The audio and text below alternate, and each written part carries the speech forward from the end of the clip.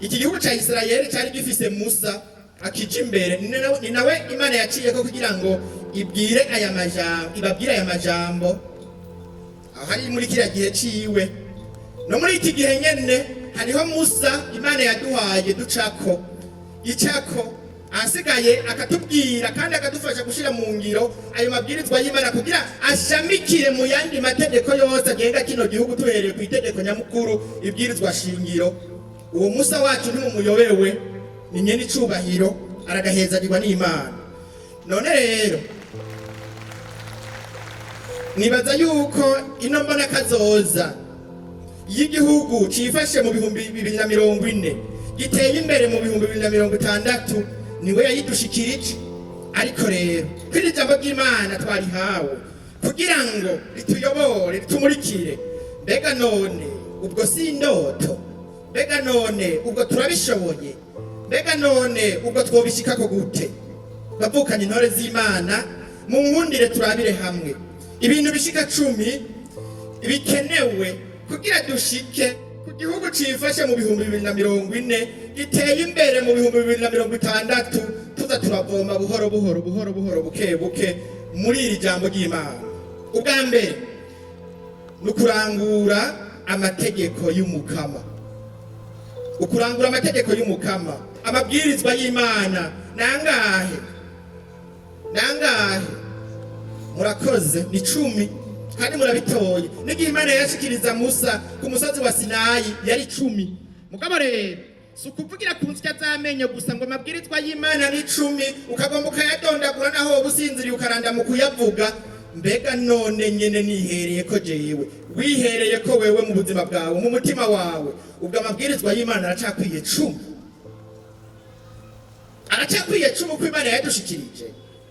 Ubwo jewe hajya muhira iwanje, hajya mwishure niga, hajya ku kazi, hajya mubiri wanje, ubwo amabwirizwa y'Imana aracakwiye 10. Ko Imana imbwiye iti nibarangura amategeko rero niwumviriza neza ijwi ry'umukama ukitwararika gukurikiza amategeko yiwe yose ndagutegetse uyu munsi uzohezagirwa. None ubwo mu Burundi bwacu, ubu Burundi buriko buraharamira kuba bwifashe cyane kuba buteye imbere, amabwirizwa y'Imana aracakwiye 10.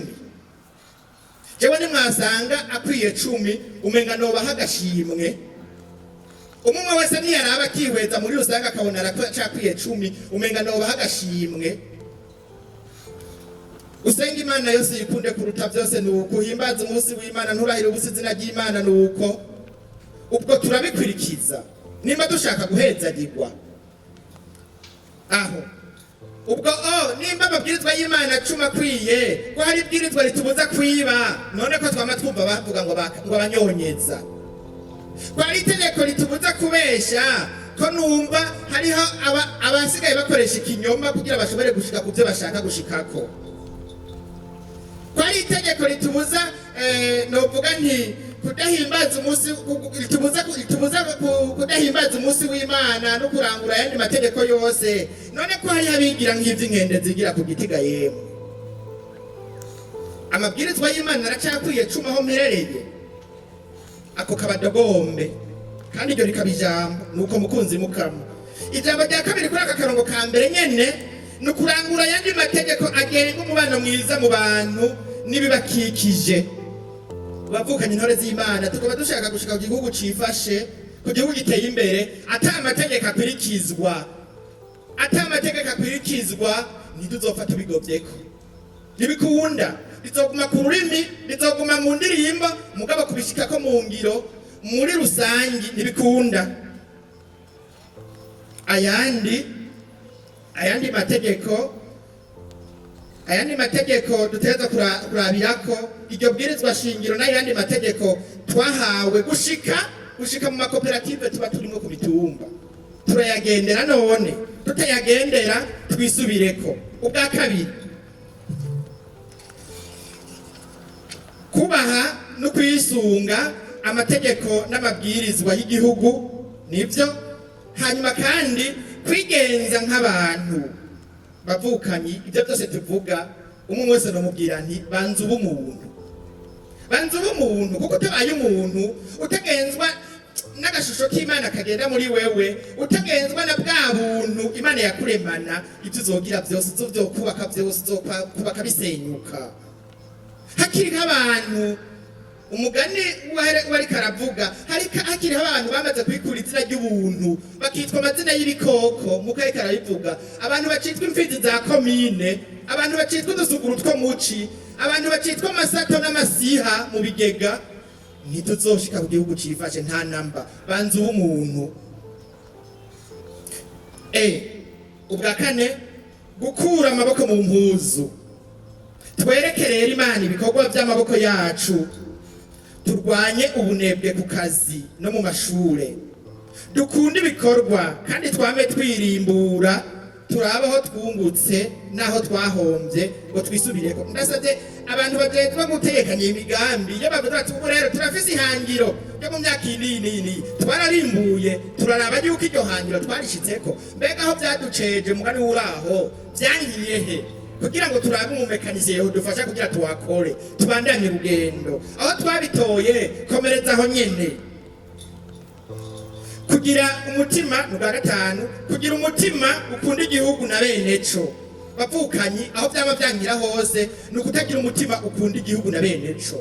Umuntu agashaka yuko abasatuntu twanje abantu ugasanga barwaye indwara y'ubujenyene, jewe nteye imbere birabisha, jewe njabutse naho noja nkura kw'imitambikwa abandi bakabura iyo baca. Gukunda igihugu na bene co, kudakumirana. Iryo hangiro tuzorishika ko twese turi hamwe, cyane cyane mwebwe ijuru ryatwengeye mukaja ku butegetsi ngo musukurire abandi. Ndateye akamo kandi ndahanuye umuntu wese abifise mu ijambo ngo ahamagare mwene waba kiri kure, ubukiri kure y'igihugu, ubukiri kure y'amajambere, ngo aze kugira ngo twubakire hamwe, kuko ntitwashobora kuba igihugu cifashe hakiri abashwiragiye. Niba tugaba kuri igihugu cifashe giteye imbere, tuje hamwe twese, kuko ndiba ninatera imbere jenyene, ujya wundi yasigaye inyuma azova nk'umusuma, ntaho nzobirira. Ninashaka yuko nubaka inzu nziza jenyene, hakiri umuntu akiri muri ka mitego, ntawe bizokunda, azoca atera umwanda muri ya nzu nubatse. Tuje hamwe twese rero. Bwa gatandatu, kugira ubumwe nyabwo, atari agahemo canke amajambo ya politiki asiguwe kandi atahuwe nabi.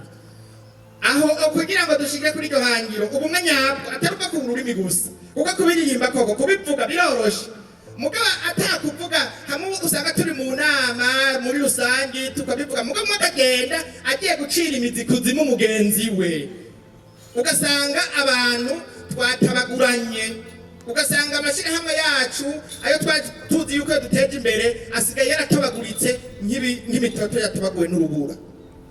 None rero kugira ubumwe atari ubw'agahemo. Ubwindwi, kugarukira indero mu mashure. Kugarukira indero mu mashure, erega igihugu cifashe cyangwa igihugu giteye imbere nikizo ari igihugu cy'ibijuju. Ugwaruka muri ngaha mu nyumve, abigisha muri ngaha mu nyumve, igihugu cifashe n'igihugu c'incabwenge, igihugu giteye imbere n'igihugu c'incabwenge. Ubw'umunani, kwirinda kamwana wa mama mu gutanga akazi no mu gushingwa amabanga. Nimba hakiriho abantu avuga ati jewe dosiye nzoyakira kubera nzi yuko dusangiye iki niki, ava hari iwacu, dusangiye umugambwe, dusangiye ishirahamwe, dusangiye koperative, gushika kuri rya hangiro muzoba mumbwira mpera mbone. Ariko rero ko tubibona ibuye riserutse ntiriba ricisha isuka, ngira ngo ababifise mu ijambo bazoheza babikoreko. Ubw'icenda, kutihebura kandi ngo twihebuza abandi. Hari abantu bamenyereye yuko ari ugutera ubwoba abandi gusa, ibintu biracika, ibintu nta kintu kiba dushobora gushikako. Nagomba ndababwire yuko no ku rugamba abasirikare batanguye kugira ubwoba, baba batsinzwe. Nukuvuga yuko niba dufise ihangiro no gushika ku gihugu cifashe kandi igihugu giteye imbere, rinda rugabo. Erega nta nimwe nta warose urucanco rw'amagorwa cyangwa urucanco rw'ubukene. Murabyumva? Aha ku isi turashaka gutera imbere, mugari bitugora bizokwama biriho. Ko biriho rero tubirindire hamwe, turemeshanye. Apana guhagarara gusa kwisunzu ry'inzu umuntu avuga ngo urumva ngo naho ngogira gute naco muzoshikako, haje mu engineer umubyuti ngo bakubaka inzu. Ngirira igicapo arakwereka igicapo c'inzu nziza, mugabo rero atakugirira na devi, akakwereka amamiliyoni n'amamiliyaridi bizotwara kugira ngo uyishikeko, uciye usokora uti ndagiye, oho aho kaba kagusheshe biba bikunaniye. None natwe rero dushaka gushika kuri iryo hangiro, dutsinde ubwoba, tubone ko bishoboka, ntidukumirane. Nuko twese rero ubwicuma aribwo bwa nyuma, twese tube babirandaba. Haraho kenshi twihenda ugasanga aya mahangiro tuza turavuga ngo ni bya leta, ni iby'umukuru w'igihugu, ni iby'inama nshingamateka, ukamenga wa wundi mutoya ashoboka hariya hasi ku gatumba ntibimuraba. Twese tube babirandaba, ntabe sindabibazwa, kuko kugira ngo igihugu cifate, igihugu gitera imbere bihera mu tuntu duto duto. Si uko haza hari amamiliyaridi menshi ngo niho duca dutera imbere. Urashobora kuyagira, hari abayifise muri iki gihugu, hari n'abashobora guhemba abakozi ba leta n'amezi n'atanu, mugabo muri rusange igihugu ntigiteye imbere. Rero igihambaye ni kwa kuba umuntu, ni kwa kugendera amategeko y'Imana n'ay'igihugu, ugaheza ukumva yuko muri wewe uri birandaba, ntitubitaneko, kuko umwe wese muri sekiteri yiwe. Cyangwa ndi mupolisi mwibarabara mvugane uko bambwiye kuza kuraba uruja n'uruza, nzobikora ntagize mpunzi. Imodoka zimwe sizozireka izindi ngo ndazifate ndazirambarareko. Cyangwa nimba ndi umwigisha mu gukosora sinzora babizaje umunyeshuri nigisha.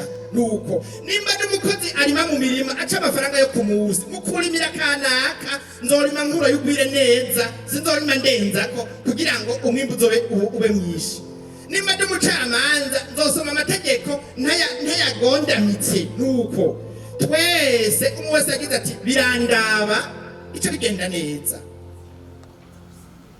Nuko reka dusozere mfunyapfunya mvuga nti, reka ndangize mfunyapfunya mvuga nti, nitwagendera rero amabwirizwa y'Imana, tukagendera ubuntu Imana yaturemanye, tukagendera ku gashusho twakuye ku Mana, tukarangura amategeko y'Imana n'amategeko y'igihugu cacu, tugakura amaboko mu mpuzu, tukereka Imana ibikorwa by'amaboko yacu, iyo Mana nayo nyaguhezagirwa izoduhezagira, idushikane kuri ya mbona kazoza y'igihugu cifashe mu 2040, Uburundi buteye imbere mu 2060.